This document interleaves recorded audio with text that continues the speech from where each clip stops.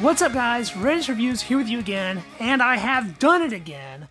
I made another order from Royal Tiger Imports. They recently had a sale for Memorial Day, and for the first time they had their British P-14 Enfields marked down. I have literally been waiting for more than a year for RTI to run a discount on the P-14s, and in today's video, we're going to be unboxing the one I received from them. This is one of their B-grade firearms, so there's no telling what kind of condition this thing is in. But for the price point of $500, hopefully we get our money's worth out of it. Before we check the rifle out, I want to remind you guys to give the video a thumbs up to help it out with that algorithm, subscribe to the channel, and let me know down in the comments if you have any ideas for future videos you would like to see from me. Now let's see how a Royal Tiger Imports B-grade P-14 Enfield is looking. It does not look like FedEx was very kind to this box. We have a big indentation here where it saw some hard handling, but I've definitely seen worse. Just cut into it here.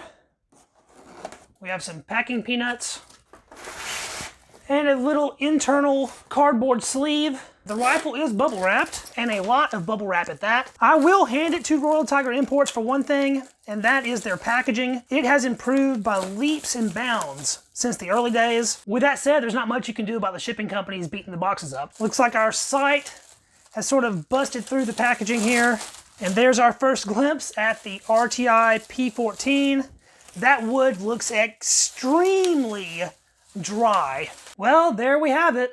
A P-14, Enfield model P-14, and that's all that's on that label. First thing I'm noticing here is this stock is all beat up. It has tons of pressure indentations, scratches, dings and dents of all manner. That is really sad. We have a substantial wrist crack. I really hate to see that. I was hoping for a rifle that would be a solid shooter out of the box, but this one is going to need some serious work to get her up and running again. That crack does not appear to go all the way through the wrist, but it's hard to tell with how dark and dirty everything is. Those rough handling marks continue all the way up the stock. We are very clearly missing the sling loop off of our middle barrel band. That barrel band is being held on by a nail. That'll be something that needs to be fixed. On our end nose cap here, the stacking loop is completely broken off, but all of our screws are included. Front sight there with its protective wings.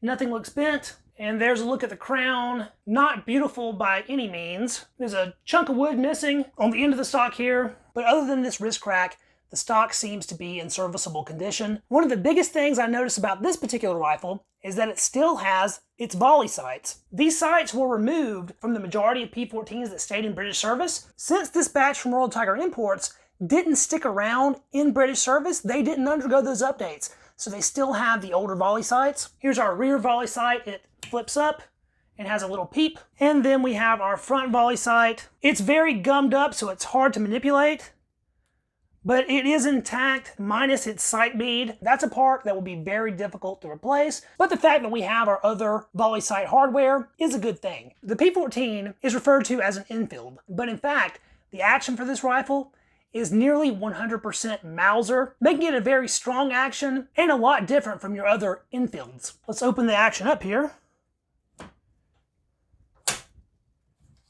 That actually opened fairly easily. The bolt has some oil on it. We'll pull our bolt release here. Clearly very Mauser. And there's our bolt. Anybody that's ever seen a Mauser bolt before will find that very familiar. This dogleg bolt handle though is all British. Our magazine feels functional at least. See if our safety works. We'll put that into the rearward position, safing the firearm, and the trigger cannot be pulled. Release the safety, and we'll give it a test fire here to see if the sear drops the striker.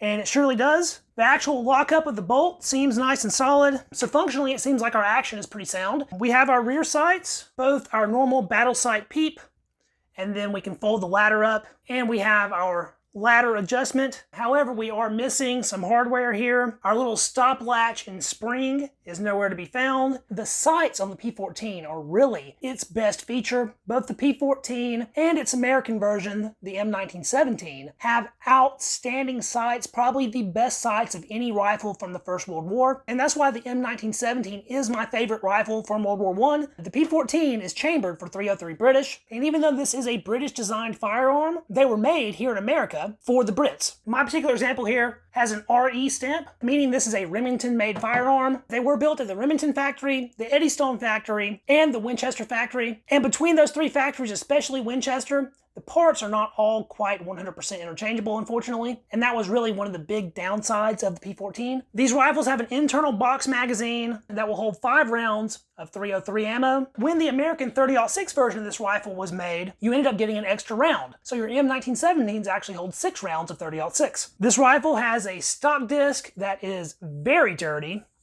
We do have our butt plate, and it is worn but serviceable. Our rear sling loop is present, and the screws are in good shape. Our butt plate trapdoor is functional but stiff, and it actually feels like there's a little something down in there. Let's see what. It appears to be some kind of foam. Thin foam all wadded up. I took a look at the board just now, and it is extremely dark. There is some visible pitting. The rifling is present though, so it might be one of those situations where it cleans up decently and we end up with a pretty good shooter, despite it not being the prettiest. Let's give it a quick muzzle test here to see how that's looking, and that'll give us a little more indication of how shootable the bore will be. These are 150 grain projectiles, and we slide that in, and it stops just shy of the case, and we can see a little rim of copper there. So the rifling at the muzzle is most certainly worn, but it's still present, and typically that will lead to the rifle still being an adequate shooter. Now back to this barrel band. We have a nail holding it in on this side that's sort of been flattened out and wrapped around the edge of the barrel band. And on the other side, we have a nail in the wood and another nail that is flattened up against the barrel band. I intend on pulling those nails and installing the proper hardware on this barrel band. The volley sight bolt here looks to be pretty darn rusty, and there's some rust on our recoil cross bolt as well. To get a look under the wood line, we will have to pull those nails out from around that barrel band. And so in this video, we're not going to dig in that deep. I will be doing a full deep dive review on this particular rifle on the channel in the future, so be sure to subscribe for that. We'll clean it up, make some repairs to it, and finally get it out to the range to see how it truly does. The same day these P-14s went on sale on Royal Tiger Imports, Empire Arms listed a P-14 for sale. The P-14 that Empire Arms had listed was in excellent condition with a beautiful, shiny, bright bore. That Empire Arms rifle was priced at $725. These B-grade P-14s from Royal Tiger Imports were $500, which is $200 off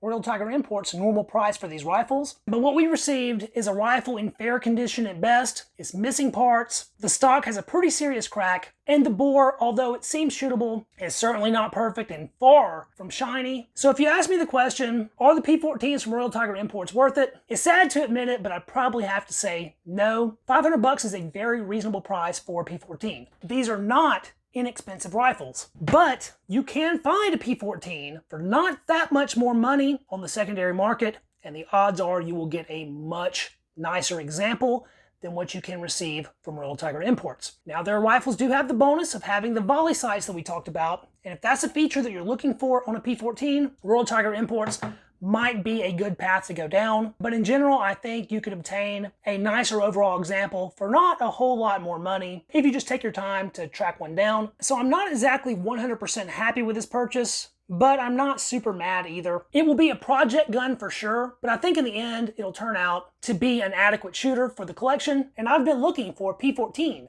to add to the collection for several years at this point, and I am happy to finally have an example, even if it's not the nicest example that I could have obtained. Before I forget to mention it, the import marks are on the underside of the barrel near the muzzle. And now that I do finally have a P-14, my Enfield collection is nearing completion. The last big one to knock off the list will be a long Lee. Those are very expensive firearms and quite hard to come by, so it might be years before I actually get one of those. But when I do, you'll see a video on it. If you like this video, don't forget to hit the thumbs up. That really does help the channel out with the algorithm and getting the video pushed out to other viewers. Subscribe to the channel so you don't miss any of my future firearms content. And drop me a comment letting me know what you thought about the video, and more specifically this rifle. If you noticed something about the rifle that I did not talk about, please let me know down in the comments, because I always end up missing something. Thanks so much for watching, guys. I will catch you in the next video. See you then.